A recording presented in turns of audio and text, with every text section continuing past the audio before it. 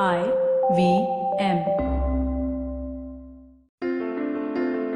Comedy has changed a lot in the last few years, both online and on ground, with new forms, new creators, and new languages getting added on into the scene. Today we sit down with two people who are very well familiar with this sea change. First up, it's Dhruv Sheth, the very young CEO of culture company OML, who's leading the charge with vernacular comedy, with new creators, and with established ones like Zakir, Kanan, and Biswa. Also in the room, we have Debbie Rao, who is the director of Better Life Foundation, Pushpavalli and The Office. Debbie, Dhruv and I will talk about the state of comedy in India, standing up for what we think is funny, and taking a look at what the next few years hold for this emerging entertaining space in India. Stay tuned for all of this and more right after these messages on storytellers and storysellers. And hey, thank you for listening.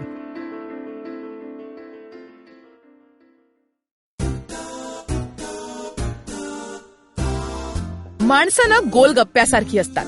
Hi hello करताना वेगळी आणि बोलताना वेगळी आणि गप्पा मारताना वेगळी, मित्र झाली की वेगळी आणि शत्रू म्हणून वेगळी, थोडक्यात दिसणारी वेगळी आणि असणारी वेगळी, कधी आंबट, कधी गोड, कधी तिखट, तर कधी चमचमीत आणि कधी कधी हॉट अँड स्पायसी सुद्धा.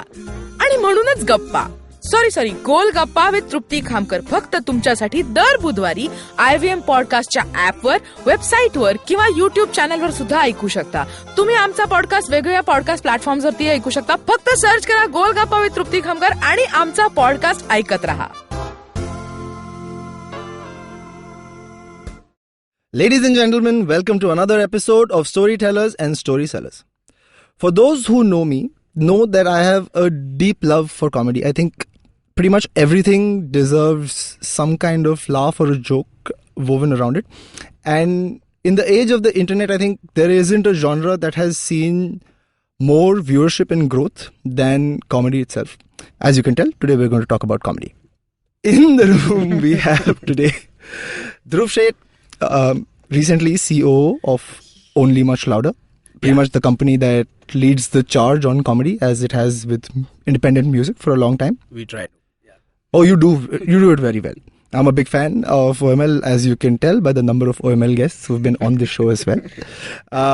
Also in the room, we have Debbie Rao, director of Pushpavalli, Better Life Foundation, and a few other shows you might have seen. Yes. Hi, Debbie. Hello, Vineet. How are you doing? I'm okay. One big coincidence is that this is both your first podcast. Yes. First ever. So congratulations again. Thank you. Yeah. I have no idea how this is going to go. Sounds weird, but I feel like though it's weird. I don't know if people, like, this is a weird setup to be in, right? I don't know if people know how visually weird it is. Like, I'm trying to make eye contact with Vineet and I have a wire that I'm staring at. And then there's this disc that he obviously gets really upset if I get away from, because every time I do this, he's like, like, come on, Missy, can you keep your face there? I just look at the setup and I want to see Joe Rogan and Elon Musk and smoking a joint. Yeah. That's the visual that's there right now. Yeah. No. I feel like if you make it a smoking thing, it'll be on a different podcast altogether. The comedy that's a great podcast, right? Everyone gets high and just talks about shit. I think that's a great know podcast. what Isn't that what we're Debbie, doing? yeah. Oh, no, we're not. No, Vineet, I wish. If only. But You just pretend. Thinking back to my first podcast, in essence, what you're anxious about is basically, can I have a conversation with two people? That's what you're anxious about right now. So, but that's the fun part, right? Yeah. And, so welcome to your first podcast. I'm glad it's fine. And I hope and wish you many more in the future. Let me get started talking about comedy. Sure. With Dhruv, right? Obviously, chivalry is dead, so we won't do that. Ladies Thanks, first. man. But Dhruv, so how does it work? Being at the company that pretty much takes a lot of mainstream stand-up comedy as we know it today forward, right? You're the guys who've written the rules. You're the guys who are doing most number of shows. You've got brand deals and Amazon, and you're not riding the wave of comedy. You're the wave of comedy in a certain way. So how does it work at at OML? What do you guys do that makes it work so well? The thing is that I think what at OML, the one thing that I pride upon, and I mean, it's been there at OML before I joined at OML, which is like 8 years ago, is that we've always been a artist first company. Like, we like to work with the artists and figure what they want and then figure what we can do with that, right? So we'll always try and take the lead from the artist instead of showing them direction. We're more of followers than leaders in that sort of sense. So I wouldn't say we are the wave of comedy, but the artists that we rep are the wave of comedy, and then we try and sort of build infrastructure around them so that they don't fall and stuff like that. So similar to music, where we started with music like about 15, 16 years ago, we started building infrastructure in terms of the live festivals that we do, the music video production company that we started, just to support the musicians that we manage, because no commercial entity would sort of entertain them, be it live events or music productions or the channels or the networks at that point in time wouldn't entertain them. So we're like, we'll do it ourselves, right? And similarly to comedy, which sort of happened, I would say 2013 is when sort of comedy. About then when TVF. Year after AIB, TVF started in earnest. Yeah, so that's what. So AIB, so we stumbled into comedy. We didn't even know that, right? Like, we booked, so we used to book music acts, and we toured Prodigy, Kavita Rolls, Prodigy. We toured a lot of bands that we really wanted to see basically play. And what a great way to run a company. Start a company, you're like, I want to see these people. Mujhe ye sunna hai. I will start.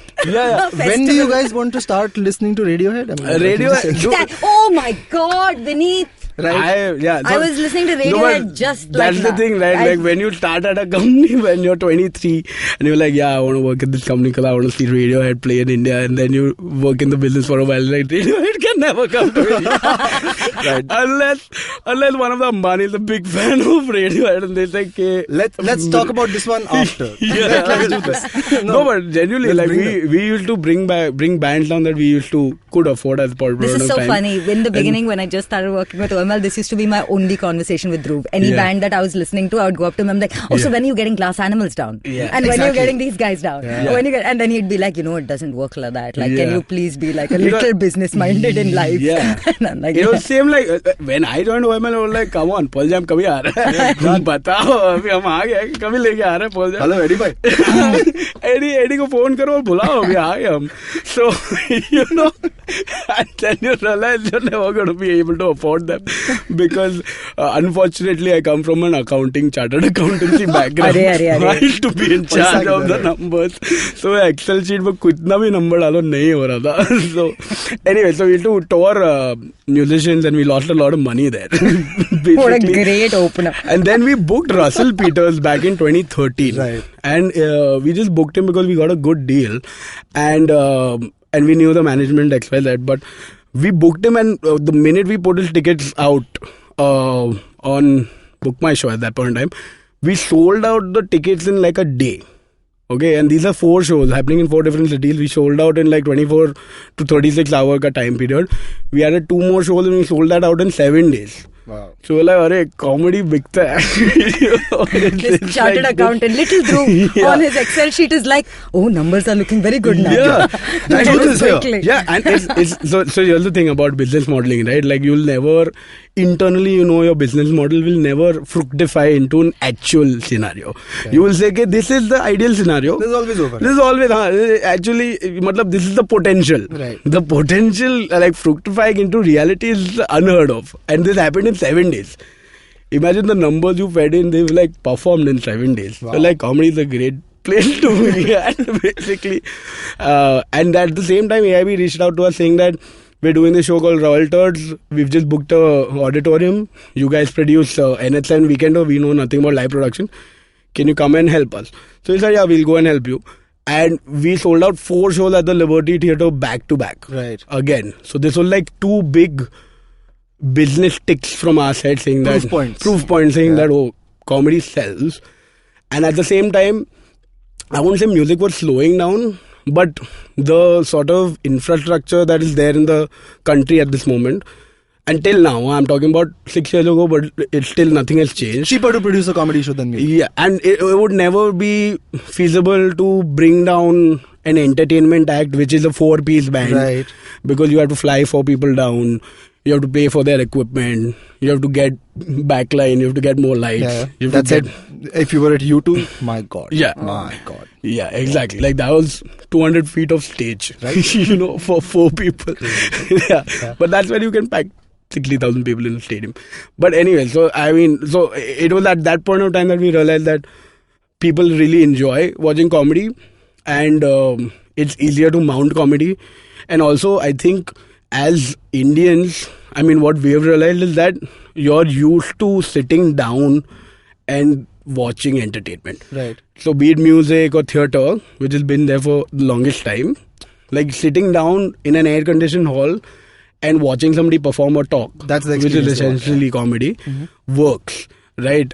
So that was the key game changer in terms of us deciding to sort of double down in comedy. Right. And it intersected with this new wave of comedians that were coming out. At that point, I'm largely English. AIB, TVF wasn't largely English, but TVF wasn't into performance Yeah, as much only as... Vipul does performance out of Yeah, the TV only- sort of thing. yeah. Vipul, Jizzy a little bit maybe. Jizzy, yeah. So at that point in time, it was AIB who was performing. Veer was obviously big. Yeah. But AIB, a bunch of others, Kanan, Kenny were just sort of breaking out in Bangalore, right? So we were like, okay, let's sort of figure out if we can find more and more comics. So that's where our sort of comedy journey started. And because AIB sort of became a case point for us, we could attract more and more comics to come and work with us. No, what's interesting to me, and this is where I'd love to get Debbie in, is while the live scene has also grown, and I know that now there's a thriving, I wouldn't say thriving, but at least there's a live scene that exists in Nagpur as well. Yeah, right? exactly. You've also been able to sort of push together a digital comedy creation wave as well, right? And you've also produced a lot of shows. What's preceded, in your opinion, Debbie, what's preceded, has it been live or has it been the digital entertainment, digital comedy piece that's the advertising for the other? And where does that, where did that start out for you? For me, I think in this particular case, not now, but when that whole wave of shows came out, I think it was live that sort of... Yeah. Definitely, because I think all the artists were known because of their live work. Right. And so when you say Biswa is putting out a show, you know Biswa because of his live work. You know Biswa because of stuff he's put out. So when it started, when I think that it was when OML did those 6 shows in comedy, 6 pieces of fiction in comedy, which were all written by comedians. I think that definitely came from live. Right. But having said that, I think comedy's been around for a while, and I feel like comedy today is getting into a very, very, very cool and interesting space where there are no... there's no definition, sort of. Comedy's, formed it's taken this really fluid and amazing form where it can be about anything. It can be about topics that are difficult to talk about. It can be plain old funny physical comedy, people tripping and falling, because there is an audience for everything. And I genuinely believe this. I think everything becomes an easier pill to swallow when it's said comedically. Absolutely. Anything. Yeah. So you want to have tough discussions, you want to put forth things that, people would normally be like, why are we talking about this? Then you say it funnily, they're like, it's true. Like a stalker. So, like a stalker. It bypasses the alarm. It bypasses that. So I feel like today we're in a space where, and this is, it's also, I don't know whether I'm answering your question, but I just feel like the fact that we've got access now to so much content, it just opens up your view of what you can do with a piece of fiction, and how you can just take like Barry, about it's a comedy about a guy who's like a mercenary. Like, it's nuts, it's crazy. So I feel like in India, live definitely fueled a wave of comedic content to come out that was different, that sort of touched upon topics that normally wouldn't have been touched about. And I think it's great that he brought up the whole artist first thing, because I think a lot of people at that point of time would not have backed projects like that, like because they're not projects that are easily sellable. Like who would be like, excuse me, I have female centric show, female race stalker. You'll buy it got sold. Right? It got sold. It did. Yeah, it did. So this is what sort of how I'd sum up comedy in the internet age. And again, for listeners, we're not trying to chart the entire sort of landscape of comedy today, right? We're not going to say, oh, Kapil Sharma show kitna kharab hai. वो खराब है, उसका कुछ नहीं किया. But that's not what we're trying to do here, right? We're specifically trying to focus on the shape of comedy as seen by millennials on the internet and the live scene, etc. Right? Like a comedian-driven comedy. We try and bring in flavors of other languages, but very, very squarely in this play area. So what I'm hearing in terms of how this came about was पहले चल नहीं रहा था, तो internet पे content डाला तो चलने लगा, फिर अब इतना चलने लगा कि और इंटरनेट कंटेंट बनाना पड़ा to become more and more. Well, I mean from like if I had to, maybe now it's little reached that point, but like back when we started the live, I mean you could only make money if you sold tickets as a comic. Right. There was no other way to make money. Right? No, there was no Amazon at that point in time. There was no Netflix. YouTube used to give you 55% of earnings after tax. तो उसमें कितना ही बन जाएगा, है ना? तो और उसके लिए पैसा खुद डाल के शूट करना पड़ता था. हाँ. तो like the only way comedians could make money was live. Right, so AIB made money for the first time when they did Royal Turks. And then they're like, okay, now to sell these tickets, how do we market it? So instead of going through the usual routes, and at that point in time also Facebook and Google and stuff like that was still considered as, it's still considered as sort of the same conservative sort of style of marketing. So they were like, if AIB had to market, how do we do it? So we'll start our own YouTube channel where we'll distribute our content and tell people who AIB as a brand is, similar to what TVF did, right? So we started making content to sell tickets. So like the live gave birth to the YouTube channel. And we realized that the first two videos didn't do well. After we had the first viral hit and all, we were starting to sell tickets in Dubai.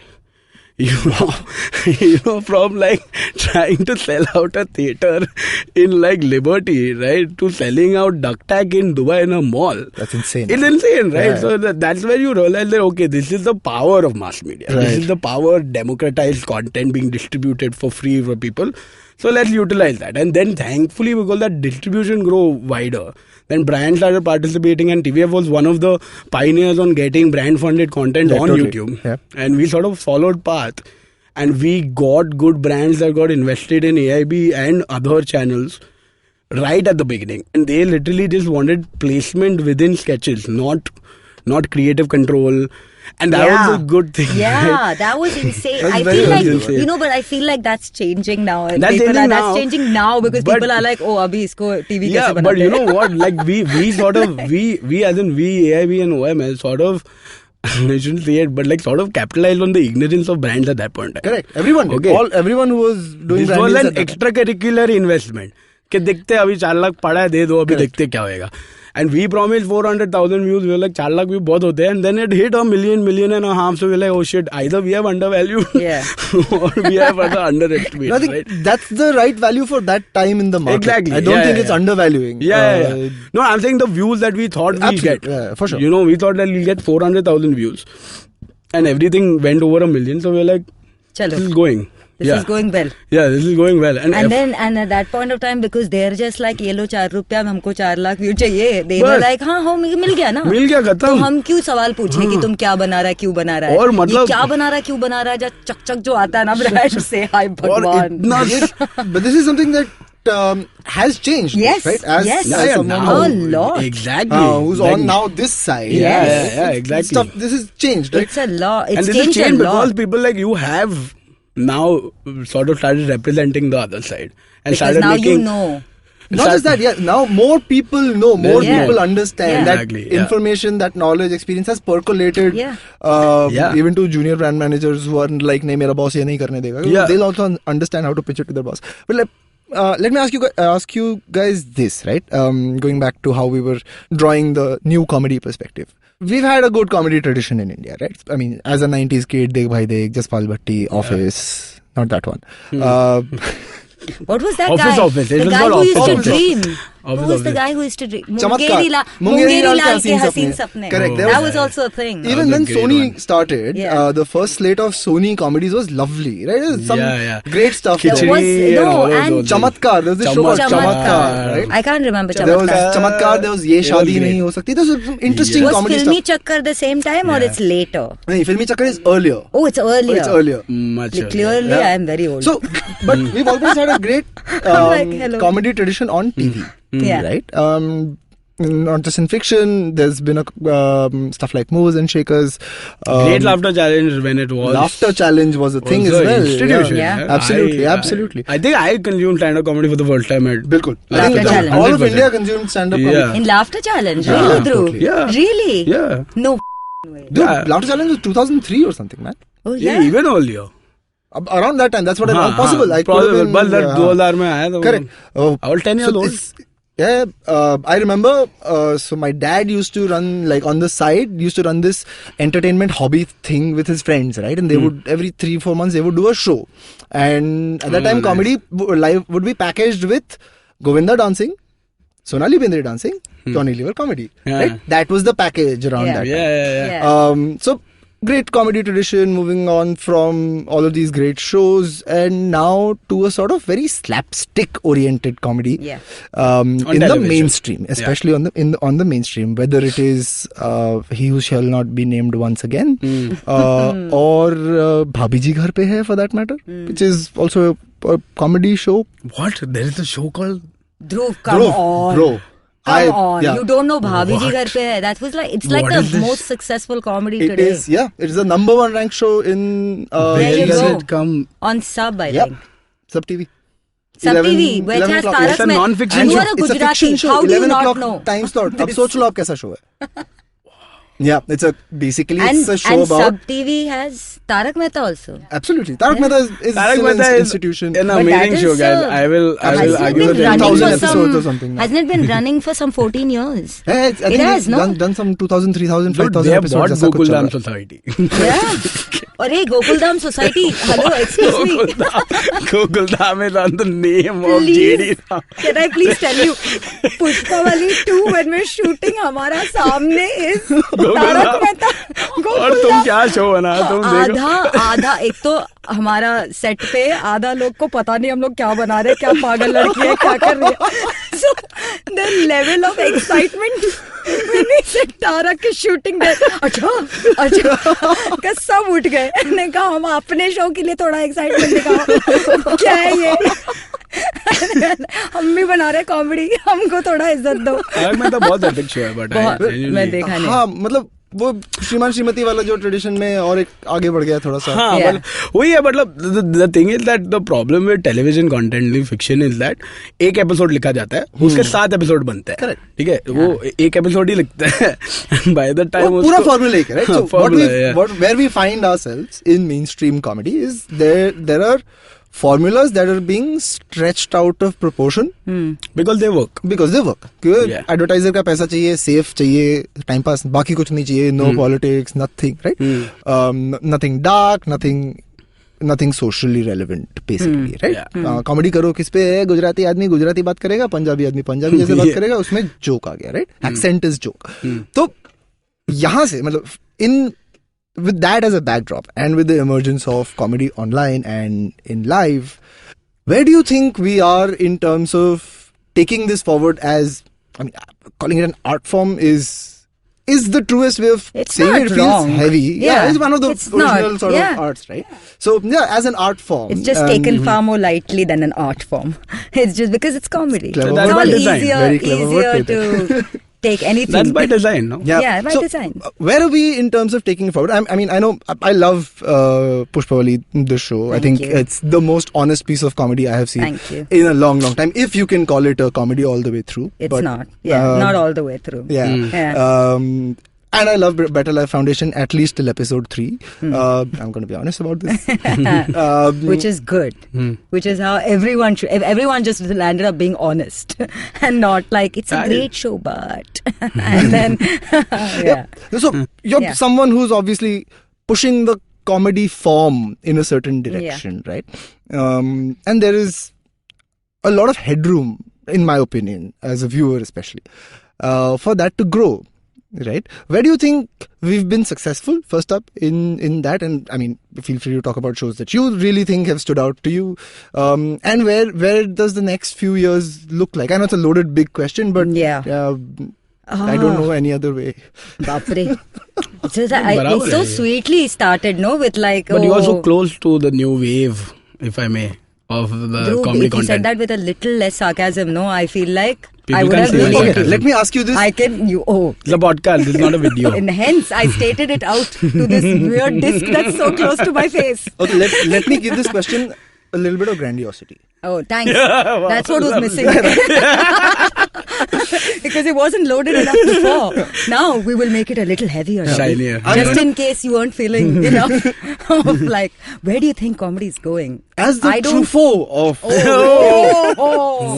buddy, comedy I feel like this is the point where I throw my headphones current down on the table, baton knock this holder. desk over, this little disc thing over and walk out of the room. I'm like, thank you. Thank you very much. That is going to be the end of it. Jokes apart, when let's get seriously talking about comedy. I'm going to borrow that line. Next time somebody goes like, hey, how would you like me to introduce you? That's how. That, sir. That. See, I'm glad you're getting something out of this. Yes, series, right? I'm really happy. Thank you, Vineet.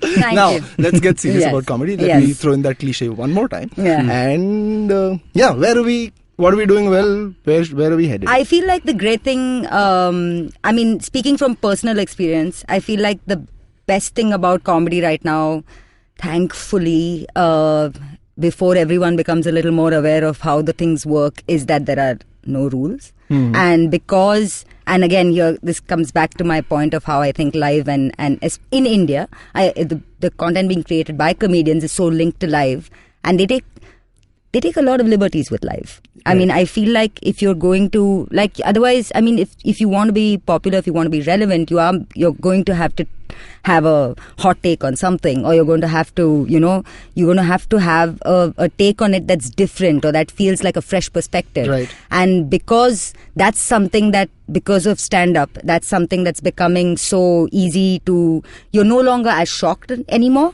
Like there was a point where everything would just shock you, like, aise kaise bol diya, ye kaise bol diya, hi ye, and now you're just like, haan hai, theek hai, chalo. Funny to hai. Matlab, now it's becoming to the point where it's like you know that but it's funny, right? So you're like, okay, so it's funny, so let's laugh about it. Like, why do we need to? I mean, there are still people who will be very like aise kaise, hi, Of course. But I'm saying, the mean has gone down. Yes, exactly. So, and because of that, I feel like when the same players or other players who have comedic who have a comedic take on something that may not necessarily ever be linked to comedy, have come up with a show or come up with a story, you're like, okay, let's do this. Let's do it in a way that's funny, and let's do it in a way that's honest, and in a way that we're just telling a story. So I feel like that's something that we've come to today, which is a great space to be in before people start getting aware of how much, like, because they're giving money, they can come and say these things, or before like brands start getting aware of, or before platforms start getting very nitpicky about these things. I feel like it's a great space where you just hand over, the creator comes up with a story, a log line, or a one-page concept, and then and you sort of take that Bible, the platform is interested in that Bible, and they say, you know what, go ahead, make your story. And then you make that story, and it's fun because it's different, it's fresh, and it's something that's new and it's not seen. I mean, look at what's happening with like I mentioned, with Barry, or with what Fleabag. I mean, Fleabag is nuts. We keep talking about Fleabag on this show all the time. It's crazy. Yeah. Like, it broke and it's not like looking into camera and talking is a new thing. Yeah. It's not like there's shows like, I mean, The Office or Peep Show, or all of them. Show. Yeah. So all of these, I mean, looking into camera has never been like a new. But just to be able to get inside, to have it written and performed in the way that Phoebe Waller-Bridge has is nuts. Yeah. And they started as a live show. And it started as a live show. Absolutely. Oh, well done, sir. Well done. Nicely plugged in. I was most disappointed when I saw that the NCPA had a Fleabag show, and I was like, wait, what? Yeah. Oh my God, and that my was such heart a dhoka. Broke. Me and my wife were just like, dude. It was just a taping that they were showing to people sitting. Matlab, basically, किसी ने video निकाला. YouTube show for everyone. Now 300 rupees. That is what happened. It was so wrong. It was such. Anyway, coming back, and I'm going to double click on on form. Oh, that's such a lovely way of putting it. No, double click. Sorry, this is because it's my first podcast. I'm very like, oh, how nicely he's saying these things. Podcast bola na maine. So I'm trying to make that my thing. Yeah, Let me try to double click on that. Yeah. That's a nice way to put it. I like it. Nice. Vineet, I'm learning new things from you. I'm so glad. Right? Glad to be of service. Absolutely. What I heard you say earlier to me felt like there's opportunity to move past punchline comedy, Yes. opportunity to move past the sitcom form. Yes. From the year that Pushpavalli won. Pushpavalli is 2017? 2016. 2016, right? I think it ranked, a lot of places ranked in the top 3 shows of the year, etc., etc. Yeah. Personally, it's a favorite show of mine. Where are we moving that form forward? This opportunity that we've been given as creators, and when I say very liberally say we, because I'm the prosumer now, I'm not just the consumer. But where are we taking this opportunity forward? In what are shows apart from your own that you think are exciting from the Indian scenario in a way? I know it's a loaded question sometimes because peers Vineet, and all I of feel that. like, I'm sorry, I would like to understand why these loaded questions are not being directed to They'll Dhruv. come for him. They'll come for him. Okay. I'm The formulating wolves mine. are at the door. You sit and make sarcastic faces at me. Okay. I'm just like... What the- No, but I mean, you don't but have to it name is. names. No, of no, course, no, if no, you no, don't of course. think so, yeah. No, but I feel like Pushpavalli for me was okay. So this is a little bit of a disclaimer. Sure. Neither me nor Sumuki thought the show would do well. Debbie hates all shows. You, I Debbie do not. hates all her shows. Suck it. And from the list of shows that she hates, the top 4 ones are the shows she has made. So it's a very bad question to I ask do her not what think- I content don't out of think India do you think is good? being critical about your Because own work it's is not- a bad thing. yeah, It is a thing that it's pushes you critical to and do cynical better. are different things. I am not cynical. But, I am yeah. critical about It's my like- own work because I feel. But I'm No, not I think saying it's important to be critical It about is your own work, because but- how else do you grow? Yeah. Otherwise, you'll just sit like one uncle. But you and can't watch give a Great Indian Laughter Challenge. Or you become a story seller. Or you'll become a story No, seller. but her flag statement, there is no like, why is it bad? It is like, ye sab kachra hai. That is her and No, in Sumuki's. fact, Wait. We're going to let her speak first. Hold on. We're going to let her speak fact, first. In fact, our only agenda on Pushpavalli, the great thing about Pushpavalli was because it was such a weird topic and nobody understood why we were making what we were making. It was just like a few people who had read this, like Dhruv, Ajay. Some of them who had read the script who were very like, yeah, this has potential. This might be funny. Like, you guys do, you'll do it well and everything. Otherwise, everyone was like, pata nahi kya bal raha hai. There was everyone, all the eyes were on the other shows, I remember. And so nobody cared about us, which is the best situation to be in. Because nobody gives a shit. So you can do whatever the you want. No oversight. And no oversight at all. And so literally our only Nara on the set used to be like, kachra nahi banna chahiye. Kachra nahi bana rahe na. So he would be like, kachra bana kya Debbie? I'm like, ye take kachra tha. She's like, chalo ek aur karte. It was very great energy. It was a great energy. It was an energy where, and it was a show that was like every possible problem that you could have thrown at it had been thrown at it, and everyone just decided we will laugh at it. And I feel like that's the beauty of laughing, that it's so much easier to take anything when you laugh about it, and which is what I feel like all content today is sort of people who are trying to make comedies are sort of hitting on that, like that's the space that they know now is working. That's something that it's become palatable to people because they suddenly like, this is my everyday life scenario. Oh, Right. look, it's funny. Relatable content. And this now there is I don't know if it's relatable content because I've often used that term used along with like mass content, and and that is one big great. I wish we could just do away with this whole maasi banana hai ki urban ke liye banana hai ki tumhara TG kya hai. Like I'm like, just tell a story. No, tell a story nicely. It reflects real people. And that's a common refrain across episodes from creators on the show. Just your characters need to be real. They need to feel like real people. At no point of time should you be glorifying anything. Should you need and at the other end of the spectrum villainizing anything. So I feel like it's in that space where people are crossing genres. They'll take a horror and make a comedy. They'll take an action and do a comedy action, which will also have family drama. Because unintentional horror comedy. As unintentional, yeah. But I'm saying that's the space where everyone the place we're at right now is that comedy is something that has become so fluid and it's become so amazing that it can be clubbed together with any genre. Like there were comedies, then they became rom-coms happened, then dramedy happened, right. But now there's action comedy. Now there's just there is a comedy about a stalker. There is a comedy about like 5-6 people in an NGO. There's, it becomes something where it becomes a story that has to be told, and yes, we'll have a laugh about it. And I feel like that's the great space.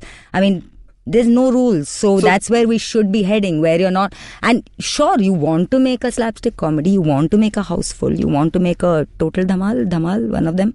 But so complete and total, absolute dhamal. Yeah, so one of those, I'm like, sure, because there is an audience for that. Also, there are some people who just want to watch that sort of content and laugh, because laughing just is easier. No, everything becomes. And what's great is if you can milk. Now, this is something I truly believe. Okay, I feel like it's so easy for people. You know how if you're laughing and then someone says something really that hurts, you cry far easier. So I feel, it's a fact. It's intensified emotion. It's just because you're already on that emotional high, for you to just switch gears and then so you can play with that. And I feel like the minute you get an audience to feel anything. I mean, I think that's the agenda. Like I remember on Pushpavalli on BLF, it would always be like, what do you want the audience to be feeling when you're saying this? Like, what do you want them to feel when you're saying this? What is the feeling that you want? Because that's it. We're just peddlers of feelings, I think, not the sellers. The sellers are peddlers of Excel sheets and other... We're peddlers and salaries as well. And salaries. We're peddlers of peddlers. Peddlers of peddlers. Nice. Peddling peddlers. Oh, Nice. well done. Meta peddler. That should be the name of this show. Right, meta peddler. Thank you. That's a nice one. Yeah. But yeah, that's what we're doing. We're just peddling feelings. That's what we do when we tell a story, when we put characters up. It's just that. And then Sir Peddler of Peddler comes in and gets us the money to be able to peddle feelings. And on that note, we will bring meta peddlers to a break.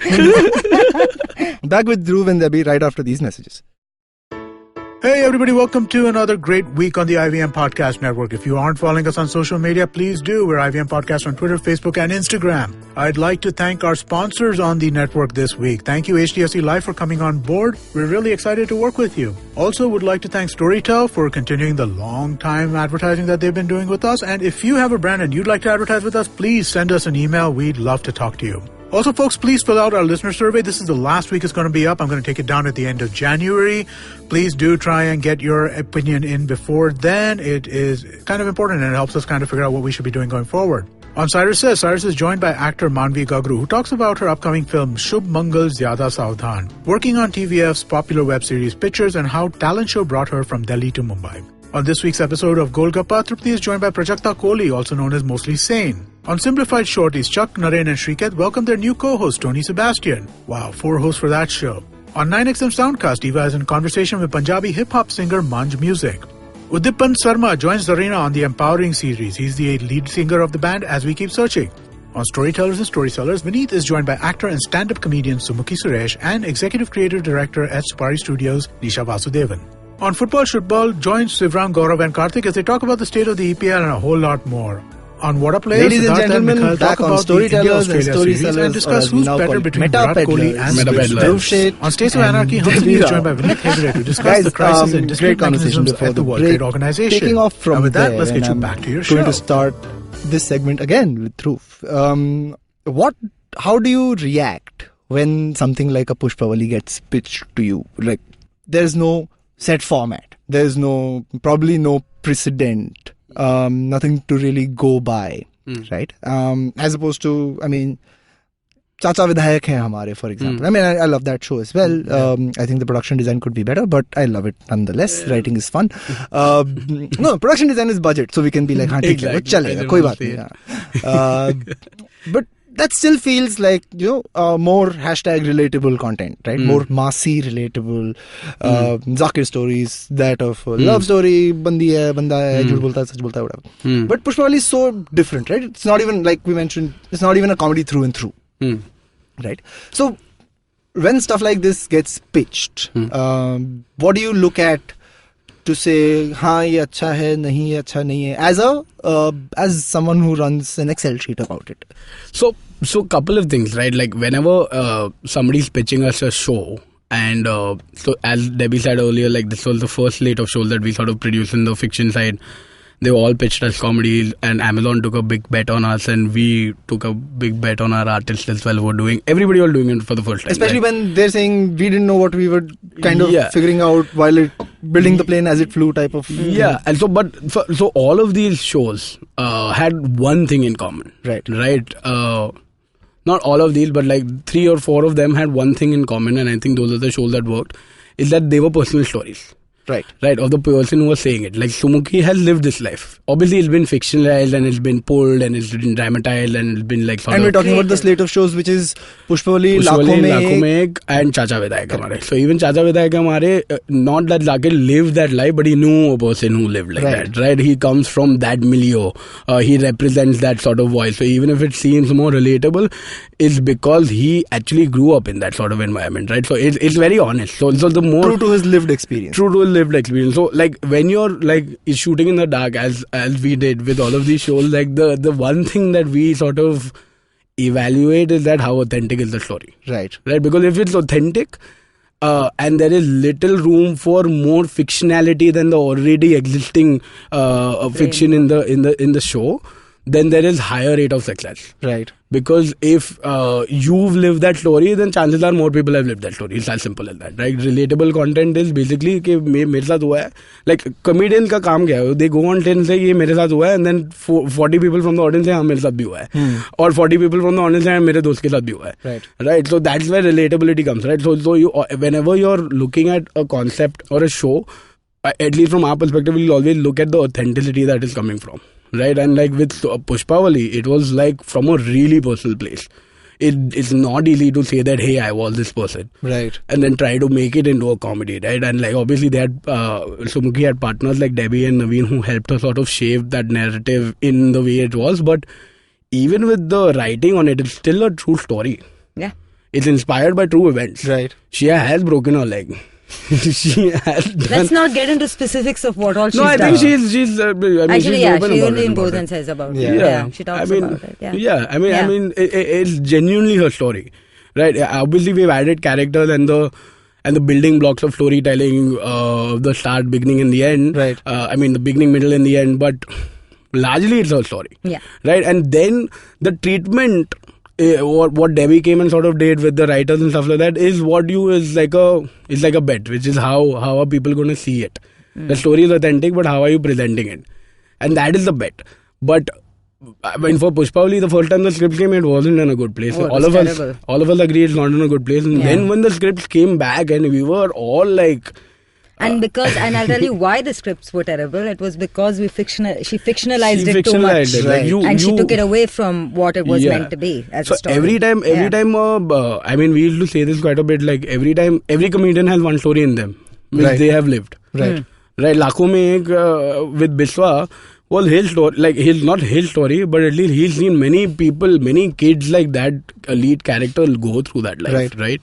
And a lot of other people in India have. A lot of other people in India, and they stay authentic to the experience. It wasn't like let's do something for a reaction, and that's the freedom of the digital medium, right? Like it's not a 22-minute episode where every 7 minutes you have to have a peak because 7 minutes के बाद break आता है. Correct. Break के बाद वापस शुरू करने के लिए वापस क्यों आएंगे लोग तो उसको 7 मिनट पे yeah the binge culture the structure has changed, right? That's beautiful. Yeah, structure has changed and gives you guys, it's almost like watching a 3-hour movie, 4-hour movie cut into 4, 5, 8, 9 episodes, right? So it's more liberating. Like you can develop characters more, you can tell authentic stories in more authentic ways because you don't have to capsulize it into a sitcom. Sitcom में starting में problem है and में solve हो गया खत्म उसमें बीच में story है यहाँ पे you can let the characters but let me ask you this, right? I understand that the canvas is wider, you have more leeway, and you clearly have people who believe in your storytelling capability to be like okay, it may not be in a good place right now but we can develop this into something that is powerful as a story to be told, right? That said, that doesn't happen often. Yeah, it doesn't. A lot of times, it's not a matter of intent. Yeah. Right? And I mean, within the slate of OML shows or other shows as well, we have like bummers which are just nahi chala. Yeah. How does that impact decision making from a business side, right? Because while we are in this bubble of OTT where nobody knows numbers, nobody knows kitna log dekha, kitna pasand aaya, how many people actually saw it to the last episode, etc. Like for us, I go back to my TVF days, we would track episode fall off rates, drop off on every episode. So I would have a funnel of how many people on the trailer all the way to how many people on the final episode. And I mean, because we did it over like 25-30 shows, correct, you could judge a show by how many people stay in the funnel like that, right? What happens when there's something that doesn't work out? And how does Amazon react? And I'm not saying you have to say this is what Amazon did, but what happens? See, with the platform is very simple, and I'm sure it's the same for the brands. If the show doesn't work, you don't get a second season. Right. It's quite simple. There's no like, fair enough. Like, it's a dhanda decision. It's like, but does it make you scared to take up a That's the question. That's the question. So please understand the question, Dhruv. No, I'm saying, see, from a industry rate. Thanks, Debbie, for doing my job. from an industry, like from a producer perspective, okay, let's put it that way. Like no producer thinks that 100% of my content is going to be hit. Right, of course. ठीक है, किसी का भी नहीं हुआ है, तो फिर क्यों होगा तुम्हारा? मतलब कोई special नहीं हो. And like as producers. And that's why OML by itself is at a really like sort of a unique space, because we are also artist managers and we'll also support our artists in whatever they want to do. So we will take calculated bets, but we will take it at the back of our artists being convinced about what they want to do. And then it's on the product that you sort of deliver, right? And if it finds an audience, doesn't find an audience. I'll give you a great example. In 2012, we released a show called Bring on the Night. Right.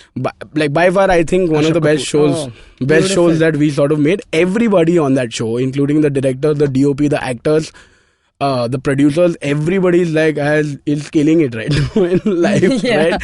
I was the production controller on that show. That was my first show, right? But way before its time. Okay, made for a medium which was not ready for it. Right. Like so I then feel how like do you Bring on accept the that? Night today would kill. Absolutely. Yeah, I mean, I just like last month I rewatched. It's on YouTube now. Right. So it's on YouTube, guys. Please watch. Bring on the Night on YouTube. On YouTube. Yeah. No, so watch it after this episode. After this episode.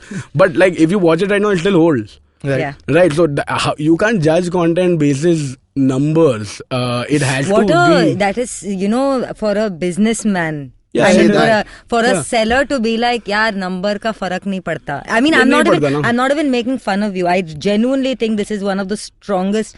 Like, I feel like Pushpavalli elsewhere would have gotten butchered and something else would have come out of it. Like, I feel like the fact that the OML is an artist manager as well, and that's why they sort of back your artist and back the story. And secondly, this great. But that's the whole thing. No, it's as this accurately named podcast. We are sellers, not tellers. So we will and we defer to tellers wherever we don't understand. Like, but I'm sorry. I think it is it's not a common thing to be like, मेरे को नहीं समझ में आता, तुम अच्छा story बना दो, बस मैं बेच देगा.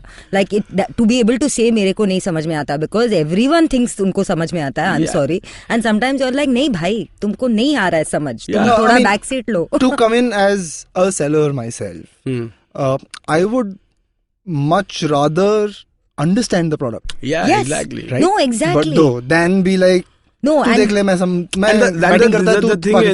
but that's the thing. I feel like the difference here is, and I feel like the sellers have the toughest job, because selling someone else's dream is a hard job to do, because I mean, I can talk endlessly about my show or Sumuki can but for them to go and pitch it with that fervor and to back it even after you know that it is slightly is a tough job. Yeah. But I feel like what works beautifully is when like the seller knows, like when each party accepts that they don't know something, and be open enough about, like I can very openly tell a Dhruv, or and may not necessarily be able to talk to other, like there are all kinds of people, and so I can very easily tell like a Dhruv that, listen, I don't understand numbers, I don't understand, you tell me that and I will tell you what find a way to fill the gap for each other. So like you said, for a seller to understand the content and for the teller to sort of understand, acha theek hai, this is the problem you're having. Okay, I get it. Okay, so that's where you need to come in, because like to answer your question, like what happens when a show doesn't work, like I mean, you learn from it. It's as simple as that. And as much as people don't, like right now from a platform perspective, you don't get the completion rate, or you don't get how many people have queued into it, or how it has performed.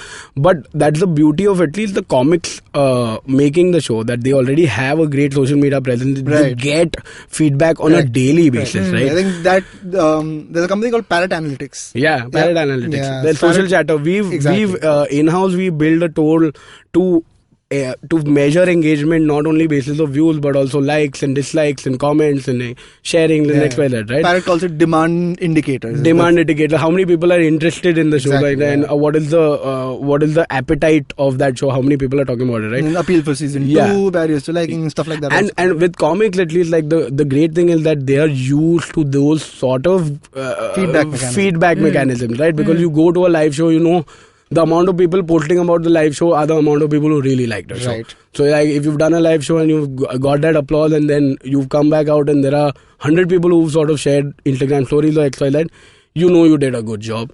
As opposed to sometimes you bomb and then nobody talks about it, you've not done a good job. But Indian audiences is quite forgiving, at least from a live perspective. They are, right? Indian audiences are quite forgiving. And on that note, I want to bring Debbie in for a difficult question. Of course, Vineet. It's why I'm here. So all the loaded questions. Like I quietly try to hijack Dhruv's question कि अच्छा ठीक है मेरा छूट जाएगा number. Share of voice बढ़ जाएगा episode में. हाँ हो जाएगा ना कि मैंने भी थोड़ा बोल दिया ना ध्रुव के question में. अभी मुझे बोलने की जरूरत नहीं है. For a moment, this is hot talk.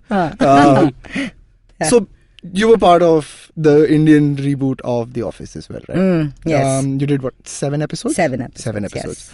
Yes. How was that experience? I'm sure you're an Office fan yourself. I'm sure you've seen the US and the UK version even before you were signed on to direct the Indian version. Help us compare and contrast your feelings about the show as a fan and as the creator.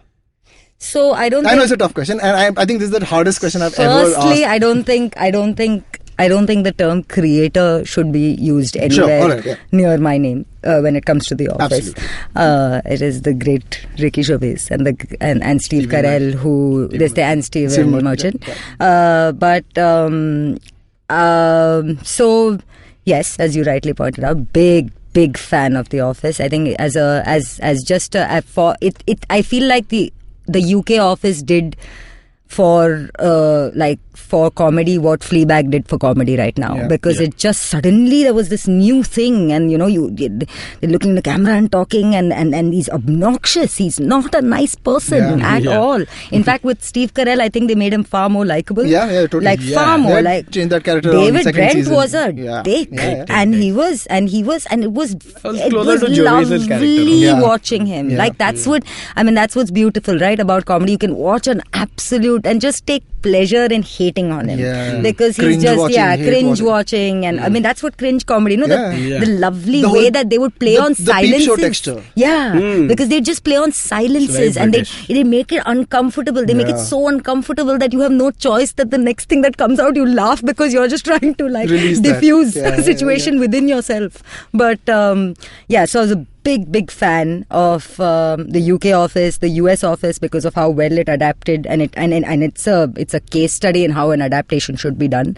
And we've seen the British version, the American version, and there's a certain set of audience that is exposed to that content that has been created, right? Was the intention then to create for people who may not have seen the franchise before? Yes, I think so. I think it was. In fact, that was something that was discussed quite liberally when we were making the show, that it was not about pleasing Office fans. It was about getting that format and that sort of story to people who have not seen The Office, and it's actually done well with people who've not seen The Office. It's the ones who've seen The Office who'd be like, what was the need? Like you could have just. But that's always going to be. That's always going to be there. With an adaptation, it's always going to be the case. I think. And we talked about this in our retrospective episode as well. If you haven't heard that, go check it out. Where I firmly believe that you can't, as a consumer, you can't judge a product on what you've already seen, especially in a mass market product, right? Because it may not be for you, because you've already consumed this sort of. It's a memification of things, right? There's a meme, the original meme that you as a hipster really loved, and then there's the meme that goes out to everybody, and which also has an interesting pride of place, right? In the pantheon of great 21st century comedies, The Office has an interesting, holds an interesting space, right? And whoever's told me about it as first time watchers have been like, we really like it, it's fun. I mean, we don't have a reference point. Yeah. But where do you think, and again, I know it's again a loaded question, you may be contractually obliged to not answer, but where do you think it could have been better for people who had a reference point? I do feel like I think what happened between the US and the UK is a great example of where we could have been. And it's not something that hasn't happened before, right? It's something that the US So I feel like saw. that would have been a great, especially because I feel like The Office faced a lot of challenges when it came in, because you were making something that was made in 2000, I think. Yeah, 2000 was the first season, and we were adapting. Some of those jokes would get Steve Carell cancelled. Yes, and for some of they're in like a lot of it, because the landscape has changed today of what's acceptable, what's not acceptable, and what needs to be told. Because I also feel like there's a certain degree of relevance that you have to maintain when you're putting out content. You can't be so obsolete that like it doesn't make sense anymore. And I feel like that's a place where maybe a little more modernization of the content and a few leaps in terms of you don't have to stick to a characterization the same way. Right. Like I feel like you can take some. I think what they did with TP's character was amazing, because they made him like a very right-wing bhakt, which feels like a sort of a good derivation of Dwight, an Indian derivation of Dwight. So I feel like a little more risks with the characterization would have been nice, because then knowing that it's The Office that's being rebooted for India, you'd look forward to how they've done those characterizations, and that would have been fun to watch, because I feel like that's what they did with the US version. I feel like the first season, if I'm not mistaken, of the US version, they tried to make Steve Carell just like Ricky Gervais, and it didn't work. And then with the second season, they basically decided, hey, for our audience, we know that this is not going to work, so we need to make it more likable and more fun and more, the guy who's looking for approval rather than the guy who doesn't give a which is who David Brent was. They added some hope to that character. Some hope to the character, and a little bit of vulnerability, and basically they gave him moments of bichara. Yeah, they gave him the ability to be saccharine. Saving the cat from the tree. Yeah, so even though my favorite episode of The Office is from season 1, Diversity Day. There's no better episode than Diversity Day on Office. Except maybe the finale. They delivered a great finale.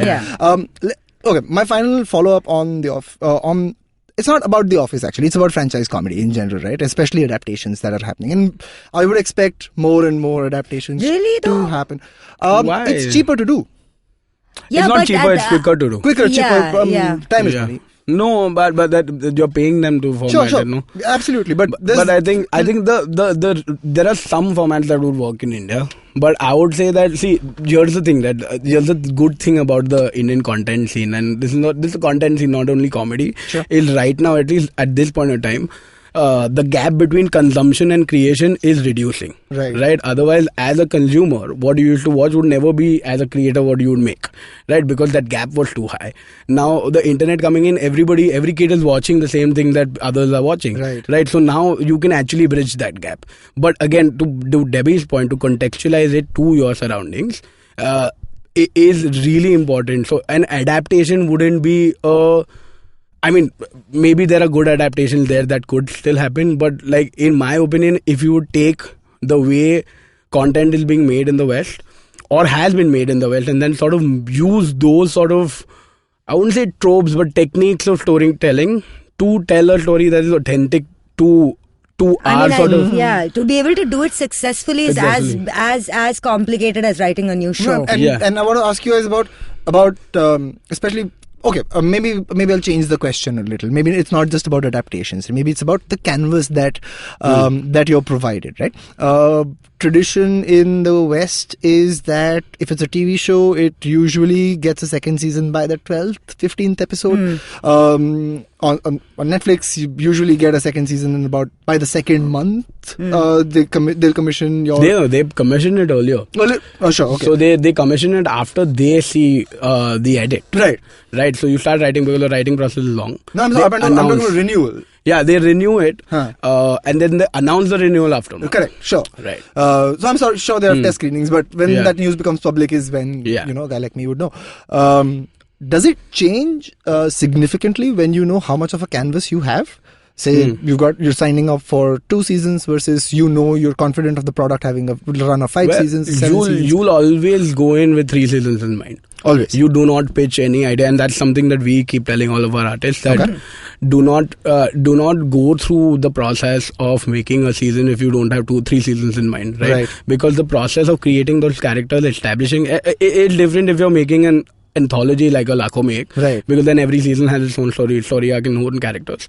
But if you're like a Pushpavalli, like you're spending so much time on educating the audience about what the character is, what the surrounding is, what the milieu is, you cannot let that potential go to waste. Sure. So our sort of thing, and this is not only us, like even the platforms will not sort of look at anything that doesn't have a seasonal arc beyond the first season. Yeah, but to be fair though, Pushpavalli, like I said before, because we thought nobody will watch it. No, but that's why nobody watching for it ourselves, which is why it is the but purest that's the thing, ever. right? Like even if nobody watching it, there's obviously always an option from a business side not to do the second season. Yeah. To your point, they announce it after a month of seeing how it sort of performs on the platform.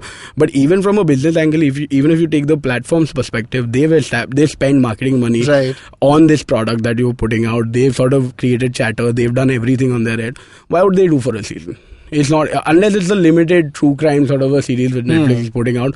But then the story has a expiry point. But then they are investing in that genre, which has not been explored much in the past, right? That's very interesting that you put it out there, that they're building the category. They're building the category, right? Otherwise, you'll always go in with a 3-season plot. Yeah, you should. Yeah. As a storyteller, if you're writing a show, think of 3 seasons. Or you get screwed when you come to the second, because we know what happened on Pushpavalli. That's what happened on Pushpavalli season 2, where we just got screwed. Yeah. We're just like, ab kya kare? Because inevitably what will happen is that, like, if it's a sleeper hit like Pushpavalli was, what will happen is that the platform or the producer says season 2 kidhar hai, fadafat do. Because as a consumer, think about it. Like, if you have to wait more than a year for the second season, especially in this binge tradition that we have with the 8 hours. In 8 hours, I've consumed 24 months of work. Yeah. 24 months have gone. It's true. Yeah. And people have eaten it up in like 8 hours of their life. They're like, abhi next kidhar hai? Yeah. It's like Mirzapur, right? Right now, Mirzapur, like every Amazon post is like season 2 kabhi aa raha hai. Like Mirzapur. It is the new pictures 2 kab aa raha hai. Exactly. Like the picture 2, you know how people were just hungry for like, give me more, because I have invested myself in this character. Deeply. I have invested myself in this world. I am there. Now give me more. What is happening? I feel like this whole binge watching culture is very similar. I think is very similar to reading. Because you just get into it, right? Exactly, yeah. And it's no longer, because initially you're hardwired to be like, acha, ek hafte baad pata chalega. Yeah. And you'll be in that anticipation for 1 week or whatever. It is but now, because you're watching an entire story with chapters per se, in a span of time, like I'm very late to this party, I'm sorry, but I recently started watching Peaky Blinders, and oh my god, I couldn't stop. And then I went all the way, and then I'm like, ab kya? Exactly. Where is season 6? And this is after they have given me, they have literally given me 48 episodes, because there's 6 episodes each, right? Yeah. No, 6 episodes, 5 seasons, 30 episodes. So this is, of course I didn't watch it in one go, but like very in a quick span of time. I did watch it in one go. Yeah, so for me, I watched it like I took a sleep break. Like that's what, that's what I'm saying. Like imagine now there is this sort of almost sort of a saddening feeling that you get when you finish a big season. And you don't have the rest of it. I felt that after Skulls and Roses as well. Bro, Skulls and Roses is an amazing show. The bomb, right? It's the bomb, bro. I've seen it twice. Not twice, I won't. Is this like a joke in the world? No, it's not a joke. It's actually a good show. It is, yeah. I'm a big reality fan. I think whatever shows that I have helped develop are squarely in the reality space, and I love reality. I think it's a great medium in general. And Skulls and Roses takes that strand of the reality genre to its sort of like Drag Race is epic reality of all time, right? All of reality TV has culminated into RuPaul's Drag Race. Yeah. But Skulls and Roses is that for survival reality show. Really? It's awesome. Good. It's awesome. Good. And that's the thing, right? Like right now, if you've started any show Okay, you start any show, even if it's a 1 hour episode, 10 episode, 10 hours. Oh yeah, 1 hour, 10 minute episodes, man. 1 hour, 10 minutes. So you spend that time, you're in that world. This is teleportation. Yeah, it's beautiful. Yeah. You're in that world. Peaky Blinders, you're there in 1920s in fucking Brighton. And wherever. it's like reading one of those trilogies, you know. So you're like, oh, ye khatam hua, and then ye, and then ye, and then when it gets over, you're like, Arey, agla kahan hai? Like, why is it here? Where is the meaning in my life anymore? Yeah. So with comedy also it's similar, right? Like when you're like I remember having this feeling when watching BoJack. Like BoJack is basically therapy for millennials in comedy form, right? God. And like Is like, BoJack comedy? Is it? It is comedy, right? It's like, so I keep telling you feed babies medicine by giving them something sweet, right? Right. So that's BoJack. Sure.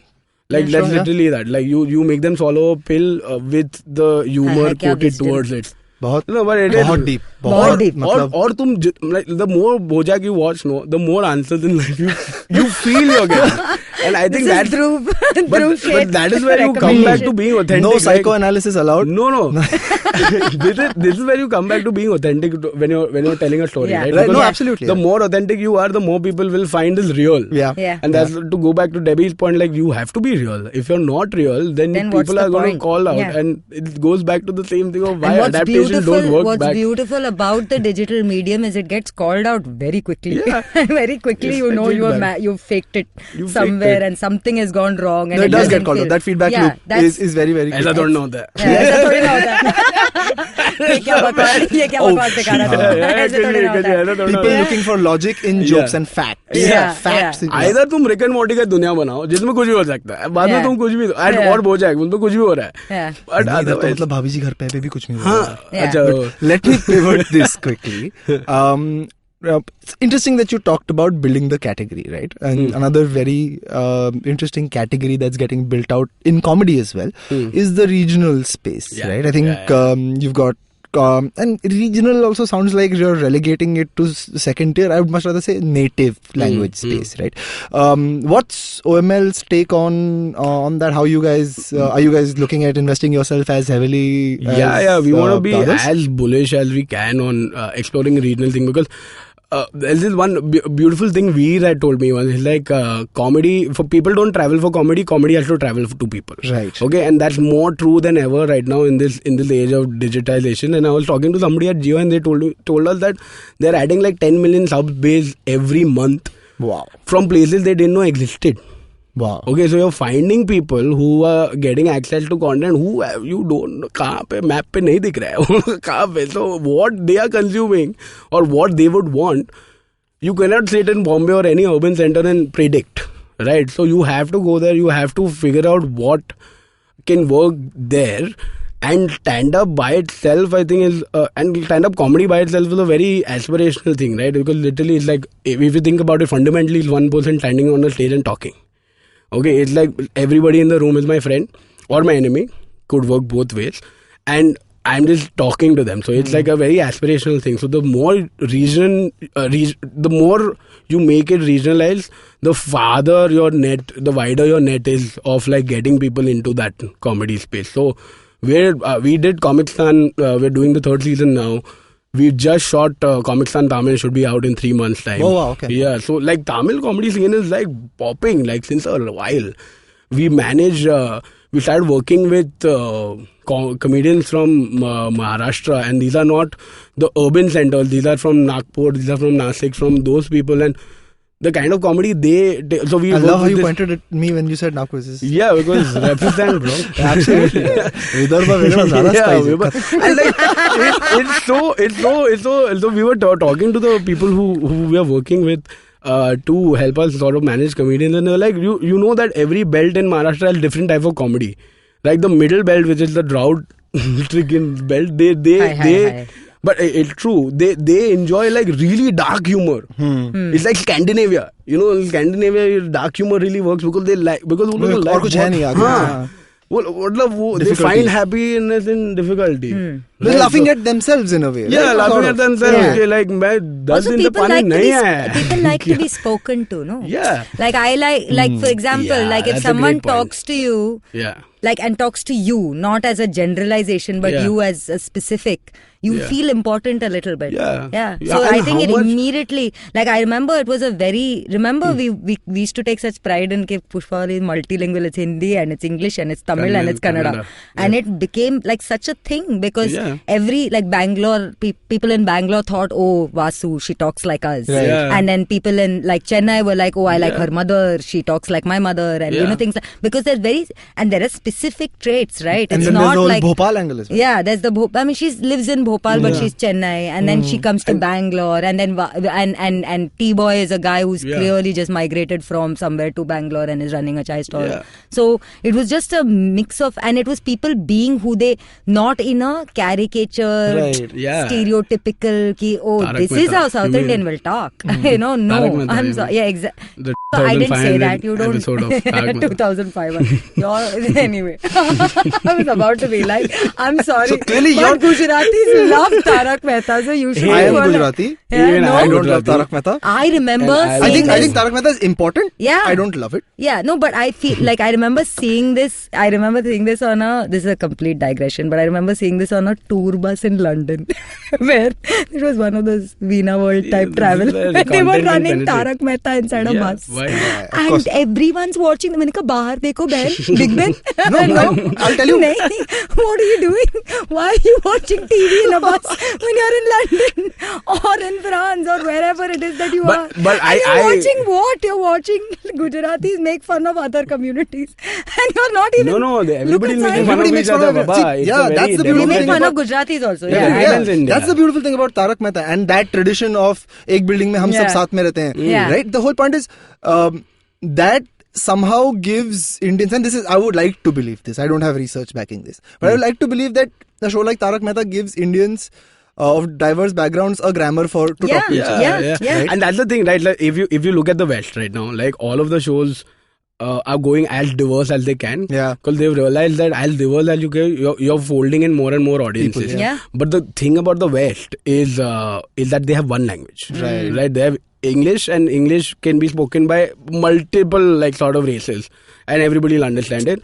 That's what Tarak Mehta is, right? Tarak Mehta is, even if they with the vernacular accents that they put in, it's still they're talking in Hindi. And it's very simple comedy. It's like simple super comedy. simple. Anybody, it's like LCD comedy, like lowest common Punchline denominator. comedy, Punchline comedy, tat, two, give you musical cues of when to laugh, musical cues of when not to laugh. Yeah. But then when you go more regional, like that's where the magic is really happening. Yeah, because then you man. realize that these guys talking in their own language can express themselves so much more beautifully, can relate to a much larger sort of audience, and can create the magic, as cliched as it sounds, in the most unimaginative way that you could ever sort of imagine.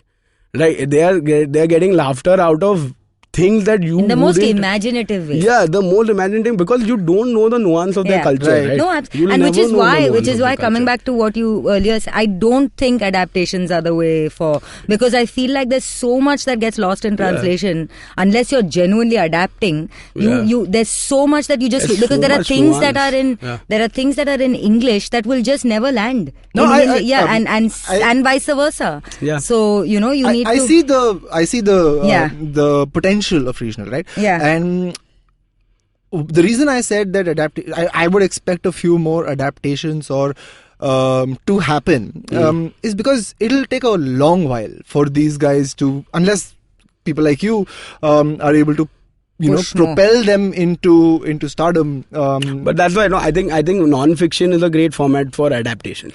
In any language, Yeah. right? Yeah. We've seen that, like, there's Yeah. Big Boss in like 45 languages, and Yeah. like, that's It's true. It's like It's Big true. Boss now in Big Yiddish, now in It is, Alien. isn't Big Boss itself an adaptation of Big Brother? Yeah, It that's is, what I'm right? saying. But I mean, Yeah. even dance in like many, like Yeah. All of Dancing them, with the yeah. No, Stars. you're right though. All, Non-fiction is a and great that's why space. even Comics-Tan as a format has been able to adapt itself very Yeah, easily, very easily. because it's like, what are we doing? We're finding the next big comedian. It's the in- top in- model you know- format applied to comics. You Yeah. know, but if the same thing is followed for fiction, everything would be so much That's nicer. exactly where what they I'm saying. just come down to like, okay, this is the framework. but that'll never happen. No? Yeah, and then you fill it in as a story buyer, I don't know. As a viewer, I'm sorry, I'm going to disagree there.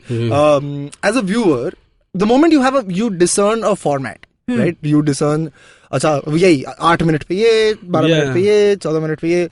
I used to love this show called Lie to Me. Yes. Tim Roth plays Calvin Lightman.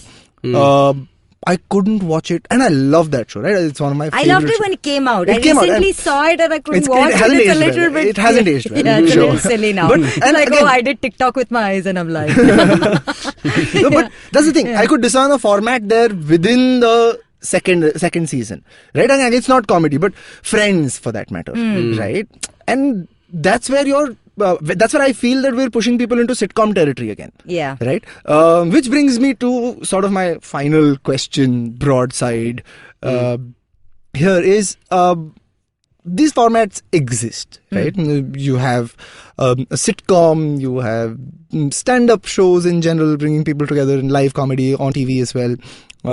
You have various different variety show formats. You have the whole SNL live but not really live 6-second delay sort of formats.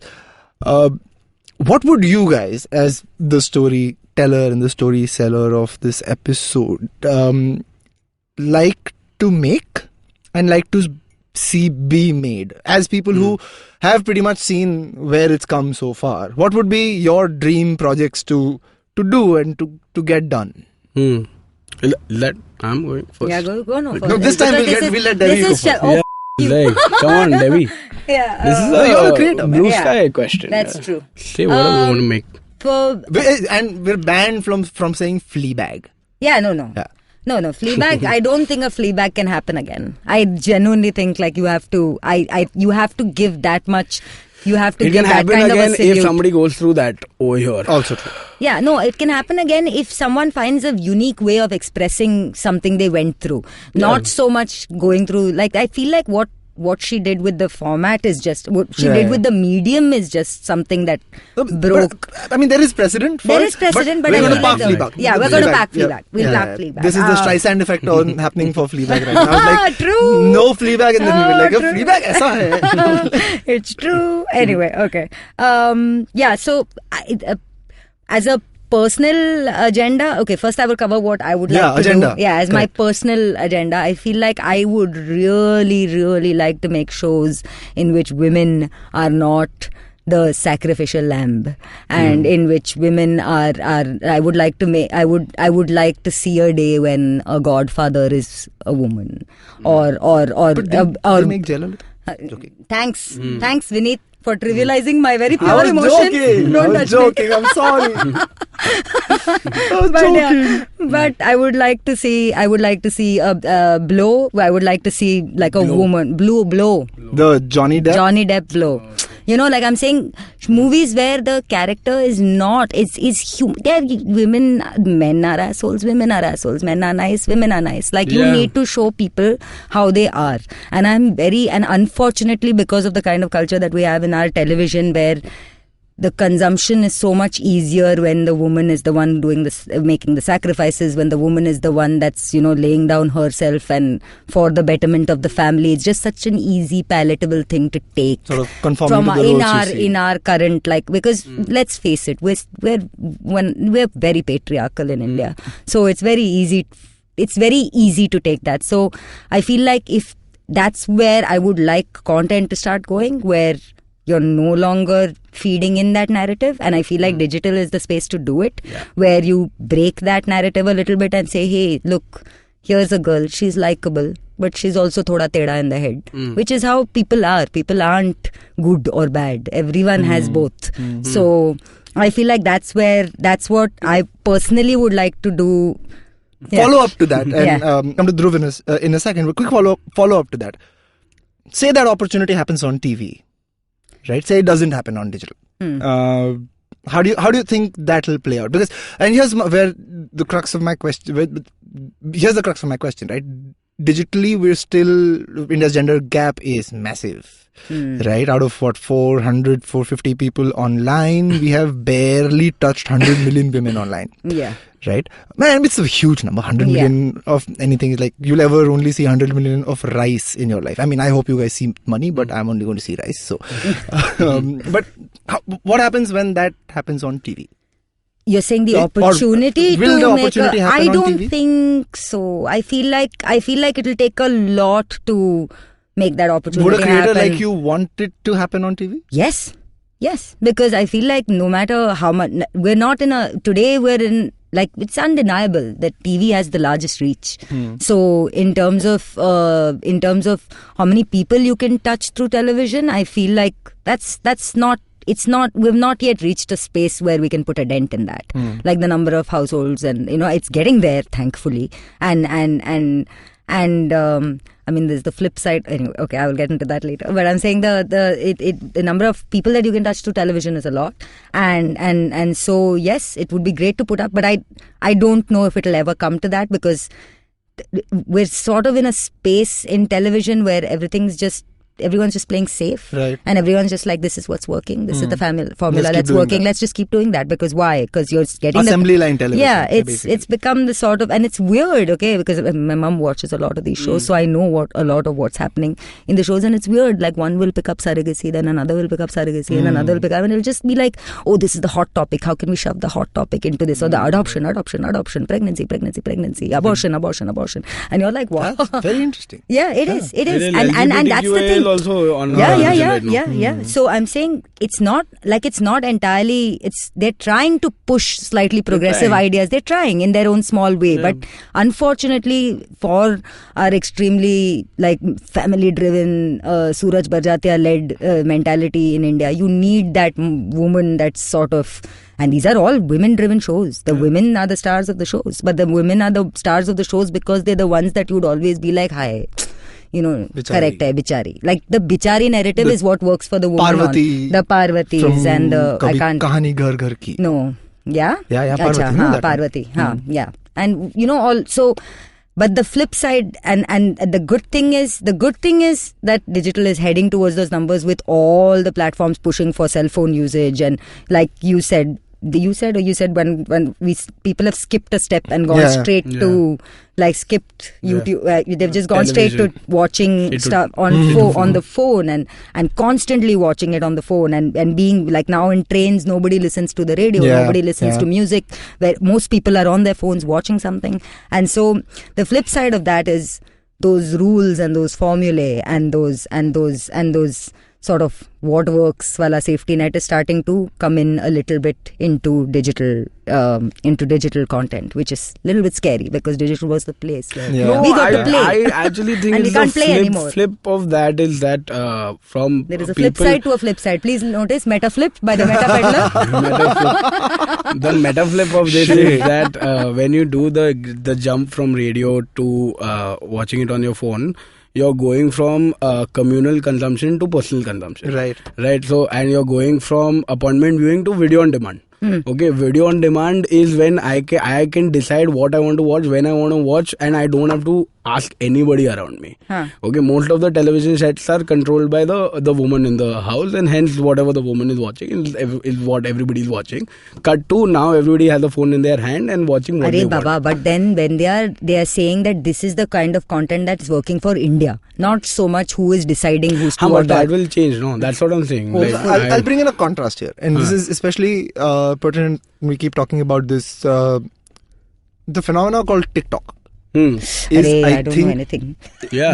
No, I mean, we won't talk about TikTok much, but what it kind of means in the spectrum of content for us is ये देखना है India को. Yeah. ये बनाना है India को, ये देखना है इंडिया को. What? Banana. Democratized content to a degree that there are no gatekeepers anymore. Dude, that's the beauty about India, and that is the promise that every person who's making a presentation to get investment into India, the first slide that they will start with is 1.3 billion possibilities. Correct. Okay, that's the sell of India, right? So India by itself, because of the way we are economically and population-wise staged, will always be aspirational. Anything that can fuel our aspiration will work, right? And that's why the Saas Bowl serials work, because it's aspirational. Yeah. Everybody's trying to make their own decisions, that, everything. And TikTok is aspirational. Like every kid can be on TikTok and be a star overnight, and it has happened. Like every star on TikTok is a non-commercial star, right? And what more proof and pudding that you need than saying that koi bhi star ban sakta. Correct. And that is the sell of India. So the more aspirational you will be, the more popular. But don't you think be. the ones that are not aspirational are the ones that are the other ones that are just pure story and pure characterization? I don't think they're mutually exclusive. No? Yeah? No, they're not. That's the whole point of 1.3 billion. No, but the minute you start getting like the Did you watch aspirational aspect, no, I haven't. But It's at the an minute I example of- haven't. Yeah. At the minute, I feel like the minute you start getting aspirational, you start getting a little preachy. I don't know if that's true. No, you're not No? preachy. You're creating a fundamental. You're creating a framework to be aspirational. Yeah. TikTok is not propagating content. Mm. It is made a tool to propagate content. YouTube did that for comedy. That's true. YouTube made a tool for you to be like distribute content in a more democratized way. It became aspirational to be funny. Yeah, that's true. It waited for Fair. people to see what are they watching, what are they sort of putting up to add those tabs of comedy, news, XYZ. There was no tab before. And even from a form perspective, right? TikTok, the 15-second or the 1-minute form with the edits, there is a lot going on there. Yeah, they're giving tools to the youth, man. They'll create what they want to create. So Transitions, edits, all of that. Transition, and I mean the way they've designed it is amazing, man. Yeah. But to the question to Dhruv is, as the story seller then, what kind of projects in the near future excite you when you're out there pitching, right? What kind of stuff are you already seeing that excites you or would like to see? No, so the thing that I would like to sort of again press upon is right now it's a good time for us to close the gap between consumption and creation, right? Because it's not only for the creators that are bridging that gap, it's also the consumers, right? Like what I have access to right now is what a kid anywhere in the country has access to, be it YouTube or Amazon or Jio or any of those people, right? So right now is the time to sort of adapt storytelling that has been done in a certain way in the West for so long, and then sort of contextualize, contemporize that for the Indian audience, right? And I think that's the most exciting part. When I sit in meetings and when you say that, this show is X show meets Y show in Nagpur, that is the most exciting But thing. that's how startups have been sold, right? Exactly. That's how startups have been sold, and that's how verbs are created through companies. What was it? There was a lovely, I remember what was Better Life Foundation? Biswa's log line for Lakho mein was fucking brilliant. What was it? Shawshank Redemption in engineering. Shawshank Redemption for engineering. For redemption, right? And we made that show. Beautiful. And it happened. It was a beautiful log line. What was Better Life Foundation? Better Life Foundation was The Office in an NGO in Bangalore. Yeah. And for me, that is a good adaptation. Yeah, that is a good adaptation, right? And you've made your own show. You've taken a form, and that's the only part you adapted. Yeah, and when I talk about Chacha Vidaya Ke Hamare, you say like we made a show like Nukkad, but for the millennial audience right now who like drives on scooties and stuff like that, right? Yeah. That is the most exciting part for my job, because when you can draw comparisons and actually deliver that and sort of in a very contemporary way to Indian audiences. Yeah. That's the most exciting part about it. And now more than ever, at least till it's not, we have the foot in the door to sort of go and sort of peddle our content as much as possible, and hopefully that's the dream, right? You peddle as much of this content that people get hooked onto it, and then people get used to it, and then you change the definition of what comedy is. Yeah. Because I feel like that is so important, that comedy is not haha. It can be haha. It can be just making faces, mimicking people. It can be houseful, but it can also be a better life, or a Pushpavalli, or a Lakho Mein, where you have where it's a story and it's not necessarily, it's dark, and it's okay. It's okay if you're talking about something. Pushpavalli makes you cry and makes you laugh at the same time. Yeah. Like Zakir's stand-up comedy is like that, right? He'll pull you in with all of the laughter, then at one point he'll just take you so low that you'll end up crying. Yeah. And then he'll pull you back out with his comedy, and that's the power of content and storytelling. That's very well put. In my opinion, I mean, as Hey, Vineet, tell me what your opinion on Nanette is, no? I love Nanette. Yeah. Yeah, man, Nanette is. Yeah. I don't think it's comedy. I think it has the effect of stand-up comedy, but I think it's performance art. Yeah. I love Nanette, man. Yeah. I think Nanette has helped me have a lot of difficult conversations with people. Right, it's helped me have a lot of difficult conversations with myself, of course, and with a bunch of people as well. I love Nanette. I think stuff like that really. But do you think it's not a comedy because it's not pure stand-up? Is that why you think it's not comedy? Because she does make you laugh. No, exactly. So I'll tell you what. My favorite stand-up comic of all time is the late great Robin Williams. Right. I think what he did wasn't stand-up. Right? George Carlin does stand-up. Yeah. Right? George Carlin is barking into a mic. He does stand-up. And he's great. I'm sorry. I love George Carlin. I love George Carlin. Blasphemy. Rolling in his grave. I know. No, and you can, like I said at the beginning of this episode, you can make a joke about anything and everything, right? All opinion goes. But Robin Williams is performance art. Performance. And Jim Carrey. Jim Carrey's slapstick performance art, right? Exaggerated, etc., etc. So I'd put Nanette up there with Robin Williams live at the Met, right? That, I mean, you see him running around on stage performing, right? Sweating, and with that bottle of water just flying away. So much MDMA in his body. Please.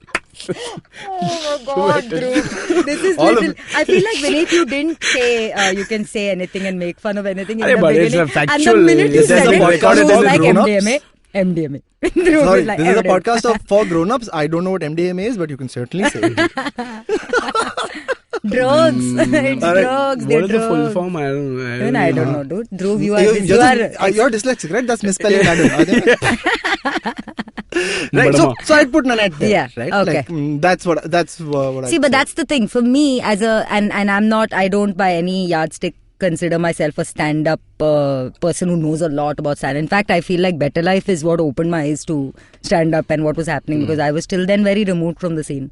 So for me as a consumer, Nanette was great because it made me laugh, it made me think, it made me tear up, it made me feel so many emotions. So I feel like the effect was the same, but I feel like for sure. So I feel like I would put that a little bit more. And I'll tell you, and I feel like if that's where comedy gets to, no, that's a great space to be. That's where it needs to be. I'll tell you, it gets you to laugh, but also a little bit more, like about whatever. There's a line in David Foster Wallace's epic essay about American TV and American social scene in general. It's called E Unibus Plurum. He says in that that entertainment used to be and should be something that points to something else, right? Entertainment shouldn't be an end in itself, right? It isn't a device to kill time, right? It should help you think. And he really encapsulated in a very pithy way, said more and more entertainment today has become like pointing something out to a dog. Right, and when you point something out to a dog, the dog is only looking at your finger. He's not seeing what you're pointing to. Right, so the more and more entertainment, especially comedy, right? When it starts pointing to something, I think we'll have something a lot more meatier to go by. Which is why stuff like Aisi Taisi Democracy or Nanette for that matter, right? Really hits home. Right? I mean, I'm all for like even what was that? Family Man, man. So it's funny, it's action, it makes you. Like it's not just, I feel like not just comedy is the way for comedy right now. Like not just, you know, like that's where you need to be able to do something else with the medium you have, and you need to be able to laugh and also make people go, I mean, it's both. I won't say like that's the only way for comedy. No, I feel like it's a good, that's where I would want. Chalo, theek hai, mere ko chahiye. Theek hai? Happy Dhruv is like, please Debbie, can you please relax your relax. At some point like that, to your point only, there is a place for a Houseful 4 and a Jeta. No, there is. Of course there is. Everywhere. Right? And like, there are people who watch everything also. I mean, but I like this David Foster Wallace ka thing.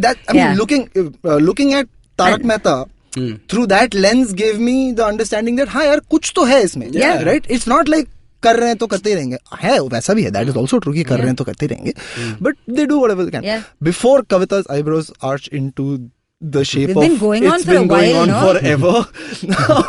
This turned out much nicer than I expected. Everything turned out much nicer Like than I was so anxious. I was like, कुछ नहीं बोल पाएगा, मैं कुछ नहीं बोल पाएगा, सब कचरा जाने वाला है. तुम वही है कि मैं फेल होने वाला है, बाद में फॉल्ट आएगा. There is now veritable proof that Debbie can have a conversation. Every time she No, does you this, don't get it. I get very cynicism. No, it's not cute anymore. You know, Dhruv, your feelings about me, I don't want to hear. Class, it is closing bell time. My last question to everybody on this podcast is a recommendation for my listeners. Something that you truly enjoyed, something that you think people who care about entertainment, because that's about the 85 people who listen to this podcast. Thank you. BoJack season 1 through 6. Please watch. Oh, it's so cool. Yeah, BoJack. He's not allowed to say Flipkart. Fleabag.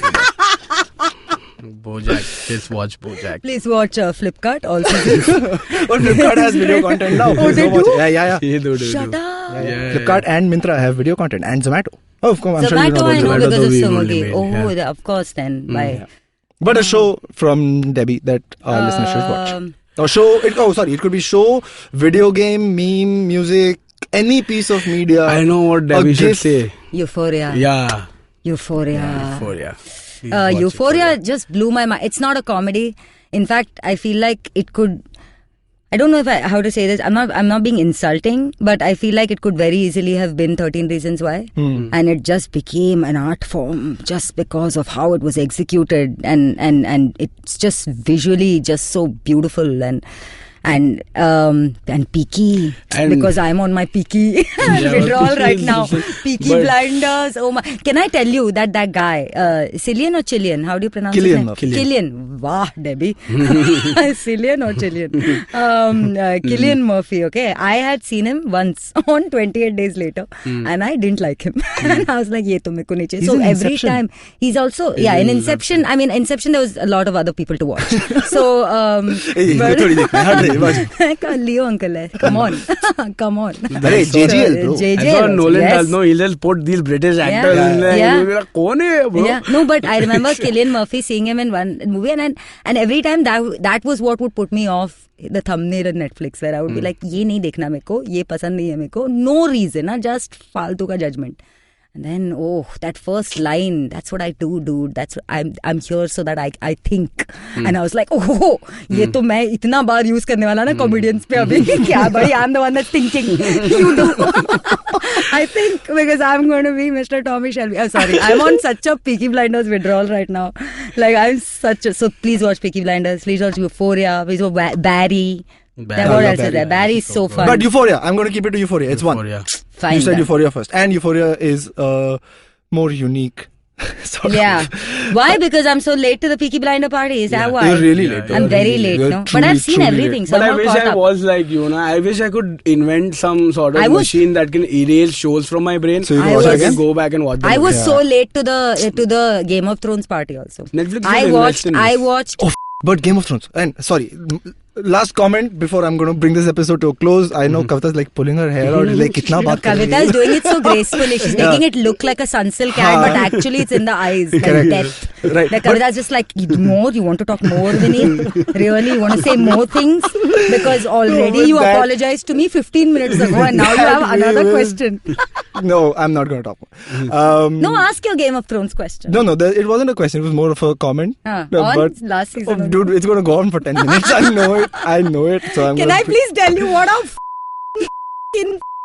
waste of 63 hours of my life, because I sat just going to say that. I watched 7 seasons of Game of Thrones I think in a span of like 2 weeks, 3 weeks. I'm sorry. Nothing has lost its collective cultural value as quickly as Game of Thrones, right? 8 years of the entire world being like, bro, what a show. And now nobody wants to talk about it, even though we keep talking about it on this podcast. Yeah. To be fair, I didn't have that much pain, no? Because I didn't go through 8 years. I did it much faster. Yeah, but for me, it meant like I was giving up sleep, because when you're getting to like season 3 and 4 and all, you're just like sleep and food and bathroom breaks. The lesson that has is always plan a good ending, which we haven't done here as well. I'm going to wrap this up.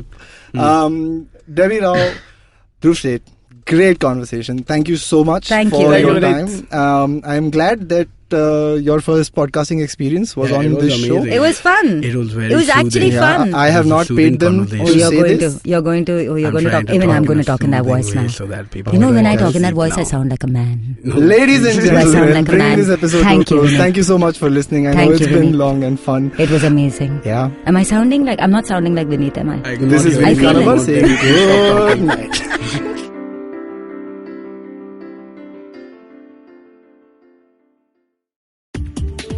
The modern world is obsessed with food and agriculture. Everywhere you look, new and exciting technologies are bringing food innovation to your street market, your grocery store, your doorstep, and your plate. From our quest for the perfect food photos to our rediscovery of ancient grains. Quite simply, food has never been sexier. But guess what? The modern food system is broken.